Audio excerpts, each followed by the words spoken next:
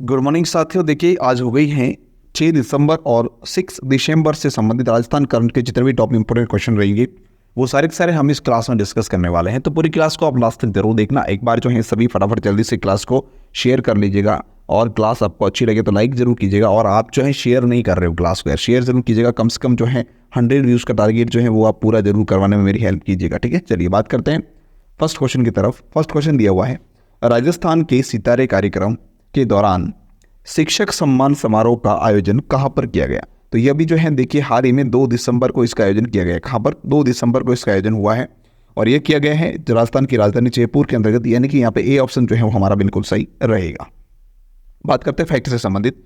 2 दिसंबर को प्रदेश के सरकारी स्कूलों में दक्षता आधारित शिक्षण को बढ़ावा देने की और शिक्षकों में दक्षता आधारित शिक्षक के प्रति विकसित करने के लिए समझ विकसित करने के उद्देश्य से राजस्थान के शिक्षक सितारे कार्यक्रम का आयोजन किया गया। माध्यमिक शिक्षा विभाग की ओर से जयपुर में एक होटल में राजस्थान के शिक्षा में बढ़ते कदम के तहत कार्यशाला का आयोजन किया गया। इस कार्यक्रम में शिक्षा के क्षेत्र में नवाचार करने वाली कोटा जिले की शिक्षिका बीना केदावत सहित प्रत्येक जिले में शिक्षकों को राजस्थान के शिक्षक सितारे पुरस्कार से सम्मानित किया गया। तो ये पॉइंट इंपॉर्टेंट है। कोटा जिले की एक शिक्षिका है जिनका नाम है बीना केदावत, इनको जो है इसमें सम्मानित किया गया। ठीक है, चलिए फिर बात करते हैं नेक्स्ट क्वेश्चन नंबर 2 की तरफ। सेकंड क्वेश्चन दे रखा है, राज्य विधानसभा चुनाव 2023 में नवनिर्वाचित 199 विधायकों में से कितने विधायक ऐसे हैं जिनकी उम्र 40 वर्ष या इससे कम है। देखिए ये काफ़ी अच्छा क्वेश्चन याद रखना। इस बार जो है जो ये 16वीं विधानसभा हुई, कौन सी? 16वीं विधानसभा के जो चुनाव हुए, ठीक है, इंपॉर्टेंट पॉइंट याद रखना। 16वीं विधानसभा के 2023 के अंदर जो भी ये चुनाव हुए हैं, इस चुनाव के माध्यम से प्रेजेंट के अंतर्गत जो है लगभग बहुत ही युवा अवस्था के लोग जो है इसमें शामिल हुए, विधायक बने हुए। काफ़ी विधायक हैं जो कि 40 वर्ष जिनकी उम्र या 40 वर्ष से कम उम्र है। तो इनकी संख्या जो है लगभग 28 है, यानी कि यहाँ पे जो है हमारा बी ऑप्शन बिल्कुल करेक्ट रहेगा। कौन सा ऑप्शन?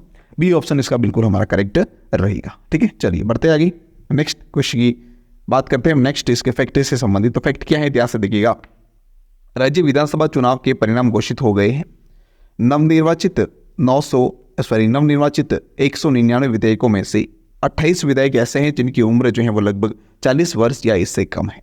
नई विधानसभा में शिव विधानसभा जो हुई थी वहां से निर्वाचित श्री रविंद्र सिंह भाटी जो है वो सबसे कम उम्र की, यानी कि 25 वर्ष की आयु है उनकी, और वो सदस्य बने। तो सबसे कम उम्र की अगर हम बात करें ना, सबसे कम उम्र की बात करें तो वह कौन है?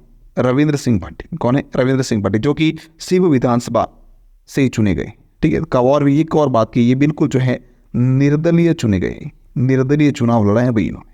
ठीक है, चलिए बात करते हैं आगे नेक्स्ट क्वेश्चन नंबर 3 की तरफ। हाल ही में राजस्थान में जिले के रोहित कोठारी को दादा साहब फाल्के आइकन अवार्ड 2023 से सम्मानित किया गया। तो ये कौन से जिले से संबंधित है? कौन? रोहित कोठारी जो है वो कौन से जिले से संबंधित है जिन्हें हाल ही में दादा साहब फाल्के आइकन अवार्ड से सम्मानित किया गया? इनका संबंध जो है वो किससे? इनका संबंध है उदयपुर जिले से, यानी कि यहाँ पे जो है बी ऑप्शन हमारा बिल्कुल सही रहेगा। बात करते हैं फैक्ट से संबंधित। उदयपुर के रोहित कोठारी को दादा साहब फाल्के आइकन अवार्ड 2023 से सम्मानित किया गया।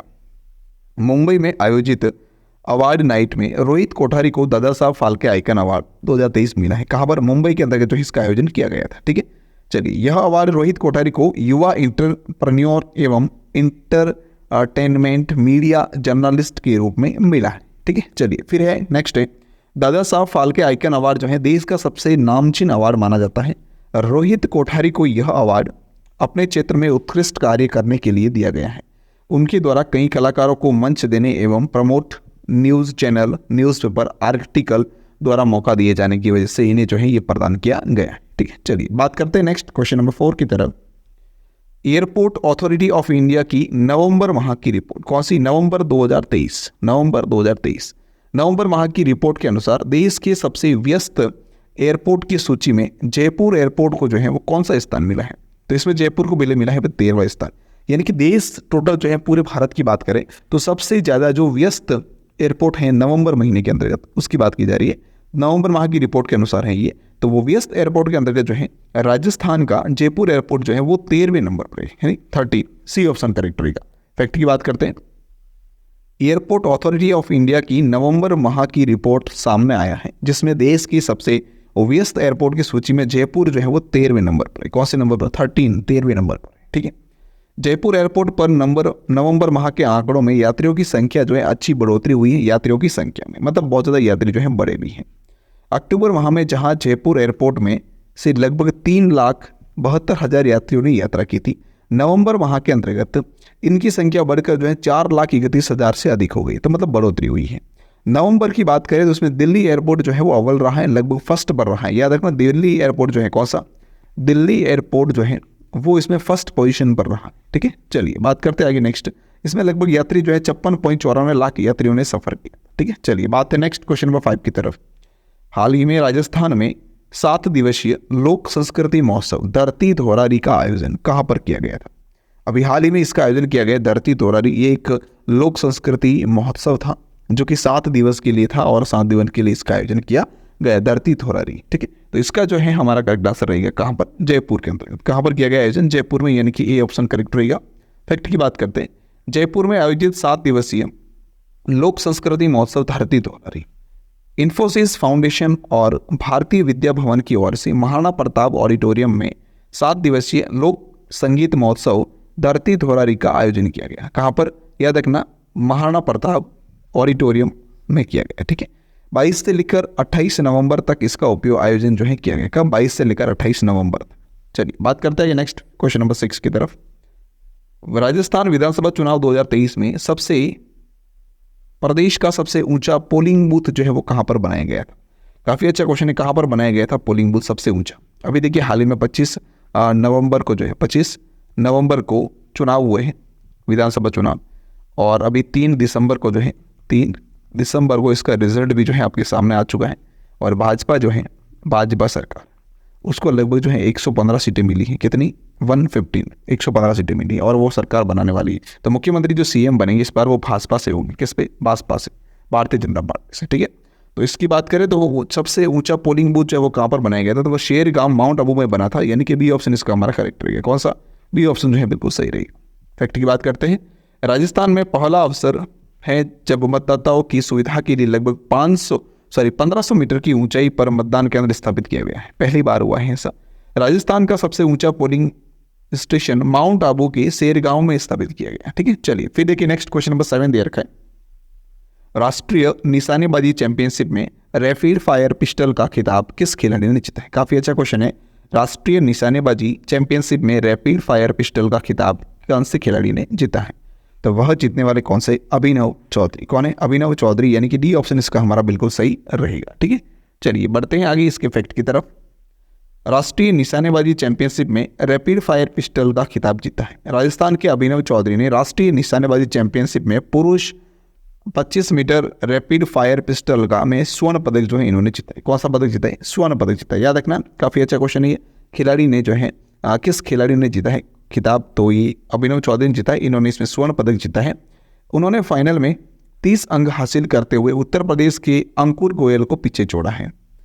ठीक है, फिर देखिए बात नेक्स्ट है। अंकुश ने 26 अंक जुटाए थे। दिल्ली के अर्षित गोयल तीसरे स्थान पर रहे हैं। इसके अलावा जूनियर पुरुष रैपिड फायर पिस्टल में विजय वीर सिद्ध ने फाइनल में 28 अंक अर्जित कर स्वर्ण पदक इन्होंने भी जीता है। हरियाणा के अनिश भानवाला ने 25 अंक के साथ में रजत पदक जीता है। ठीक है, चलिए फिर देखिए नेक्स्ट क्वेश्चन 8 दे रखा है। उदयपुर के दर्पण इनानी ने चीन में पैरा एशियन गेम्स में किस खेल में स्वर्ण पदक जीता है? तो इन्होंने भाई जीता है किसमें? शतरंज के अंतर्गत, यानी कि ये ऑप्शन इसका हमारा सही रहेगा। फैक्ट की बात करते हैं, शतरंज में उदयपुर के दर्पण इनानी ने चीन में पैरा एशियन गेम्स में स्वर्ण पदक जीता है। कौन सा पदक जीता है? स्वर्ण पदक, गोल्ड मेडल जीता है। कौन सा जीता है? Gold medal. ठीक है, दर्पण ने वहां पुरुषों की B1 कैटेगरी की टीम स्पर्धा में बाजी मारी है। उदयपुर में जन्मे दर्पण इनानी पूरी तरह से दृष्टिहीन शतरंज खिलाड़ी, दृष्टिहीन है, याद रखना, ये बहुत इंपॉर्टेंट पॉइंट है इसका। ठीक है, नेक्स्ट है, वे भारत में सर्वाधिक रेटिंग वाले विजुअल चैलेंज प्लेयर हैं। 3.5 साल की उम्र में उनकी आंखों की रोशनी जो है वो चली गई। ठीक है, चलिए फिर नेक्स्ट क्वेश्चन नंबर 9 दे रखा है। बेंगलुरु में आयोजित राष्ट्रीय बेंच प्रेस स्पर्धा के किस वर्ग में राजस्थान की टीम चैंपियन बनी है? तो राजस्थान की टीम चैंपियन बनी है सब जूनियर वर्ग के अंतर्गत, यानी कि सी ऑप्शन इसका हमारा करेक्ट रहेगा। बात करते हैं फैक्ट से संबंधित। बेंगलुरु में आयोजित राष्ट्रीय बेंच प्रेस स्पर्धा में चैंपियन रही है राजस्थान। बेंगलुरु कर्नाटक में 22 से लेकर 26 नवंबर तक राष्ट्रीय सीनियर, जूनियर व सब जूनियर व एवं मास्टर पुरुष व महिला बेंच प्रेस जो है प्रतियोगिता हुई है, जिसमें राजस्थान की सब जूनियर टीम ने प्रथम स्थान प्राप्त किया है। काफ़ी अच्छा क्वेश्चन, याद रखना। इस स्पर्धा के लिए जयपुर के इंटरनेशनल पावर लिफ्टर गौरव साहू को जूनियर टीम का कप्तान बनाए गए हैं। वहीं सीनियर टीम के कप्तान जो है वो आशीष जैमन है। इसी तरह सीनियर महिला वर्ग की कप्तान मनीषा प्रजापत व जूनियर महिला वर्ग की प्राची सोनी है। ठीक है, चलिए फिर है कृषि क्षेत्र में विस्तार हेतु ड्रोन लैब की स्थापना कहाँ पर की जाएगी? तो कृषि क्षेत्र में विकास के लिए, विस्तार के लिए जो है ड्रोन लैब की स्थापना महाराणा प्रताप कृषि एवं प्रौद्योगिकी विश्वविद्यालय उदयपुर में की जाएगी। अर्थात जो है यहाँ पे बी ऑप्शन हमारा बिल्कुल सही रहे। फैक्ट की बात करते हैं, महाराणा प्रताप कृषि एवं प्रौद्योगिकी विश्वविद्यालय एवं धनुका एग्रीटेक लिमिटेड के मध्य जो है समझौता ज्ञापन MOU पर हस्ताक्षरित किए गए। आगामी 5 वर्ष के लिए इस करार के तहत कृषि शिक्षण, अनुसंधान और विस्तार गतिविधियों के साथ में कृषि में नवाचार एवं रोजगार उन्मुखी बनाने पर जोर दिया जाएगा। समझौता ज्ञापन MOU पर धनुका ग्रुप के अध्यक्ष RG अग्रवाल व कुलपति MP UAT doctor Ajit Kumar Karnataka ने हस्ताक्षर किए। ठीक है, चलिए फिर है समझौते के अनुसार विश्वविद्यालय के अधीन कृषि विज्ञान केंद्रों के माध्यम से किसानों के खेतों पर प्रदर्शन अनुकूली परीक्षण आयोजित किए जाएंगे, जहां प्रगतिशील किसानों का दौरा भी किया जाएगा। समझौते के तहत धनुका बिना किसी शुल्क कृषि छात्रों को उत्पाद प्रबंधन प्रशिक्षण और प्रमाणन प्रदान करेगा। फसल सुरक्षा उत्पादों की सुरक्षित उपयोग के लिए छात्रों को व्यक्तिगत सुरक्षा उपकरण वितरित किए जाएंगे। ठीक है, चलिए फिर नेक्स्ट टाइम क्वेश्चन नंबर 11 दे रखा है, हाल ही में भारतीय नौसेना दिवस कब मनाया गया? तो 4 दिसंबर को भारतीय नौसेना दिवस मनाया गया, यानी कि बी ऑप्शन इसका हमारा बिल्कुल करेक्ट पड़ेगा। बात करते हैं फैक्ट से संबंधित, 1 दिसंबर को जो है विश्व एड्स दिवस और BSF का स्थापना दिवस मनाया गया। फिर बात आती है 2 नवंबर की, तो 2 दिसंबर 1 दिसंबर और 2 दिसंबर। ठीक है, 2 दिसंबर की बात करें, विश्व कंप्यूटर साक्षरता दिवस और राष्ट्रीय प्रदूषण नियंत्रण दिवस, फिर अंतर्राष्ट्रीय गुलामी उन्मूलन दिवस मनाया गया। 3 दिसंबर को जो है विश्व विकलांग दिवस जो है मनाया गया। 4 दिसंबर को भारतीय नौसेना दिवस मनाया जाता है। ठीक है, चलिए फिर नेक्स्ट है क्वेश्चन नंबर 12, हाल ही में किस राज्य के मुख्यमंत्री ने the hump world war second संग्रहालय का उद्घाटन किया है? तो वह अरुणाचल प्रदेश के मुख्यमंत्री, यानी कि यहाँ पे सी ऑप्शन हमारा करेक्ट। फैक्ट देखते हैं, हाल ही में अरुणाचल प्रदेश के मुख्यमंत्री ने द हम्प वॉर सेकेंड संग्रहालय का उद्घाटन किया है। अरुणाचल प्रदेश के मंत्रिमंडल ने विशेष बाघ सुरक्षा बल को मंजूरी दी है। अरुणाचल प्रदेश के खामती चावल को GI टैग मिला है, ये भी इंपॉर्टेंट पॉइंट है, याद रखना। ठीक है, चलिए नेक्स्ट है, अरुणाचल प्रदेश में दुनिया की सबसे लंबी बाय लेन सुरंग शैला सुरंग पूरी तरह से पूरी होने के करीब है। भारतीय सेना और BRO ने अरुणाचल प्रदेश के अंजो जिले में बैली ब्रिज का उद्घाटन किया है, ये भी इंपॉर्टेंट पॉइंट है। ठीक है, चलिए बात करते, क्लास कंप्लीट होगी। चलिए इसकी PDF जो है आपको टेलीग्राम पर मिल जाएगी। टेलीग्राम का लिंक वीडियो के डिस्क्रिप्शन है, उसे आप ज्वाइन जरूर कर लेना। इसके अलावा व्हाट्सअप चैनल का लिंक जो है वो भी डिस्क्रिप्शन में आप ज्वाइन जरूर कर लेना। ठीक है, चलिए बात करते हैं कि इसकी PDF भी टेलीग्राम पर अवेलेबल हो जाएगी। टेलीग्राम का लिंक वीडियो के डिस्क्रिप्शन है, ज्वाइन कर लेना। Thank you so much. अगर आपने अब तक यूट्यूब चैनल पहचान क्लासेस को यूट्यूब पर सब्सक्राइब नहीं किया तो सब्सक्राइब कर लेना। वीडियो को लाइक शेयर और कमेंट जरूर कीजिएगा। ठीक है, चलिए 100 व्यूज याद रखना। चलिए थैंक यू सो मच पूरी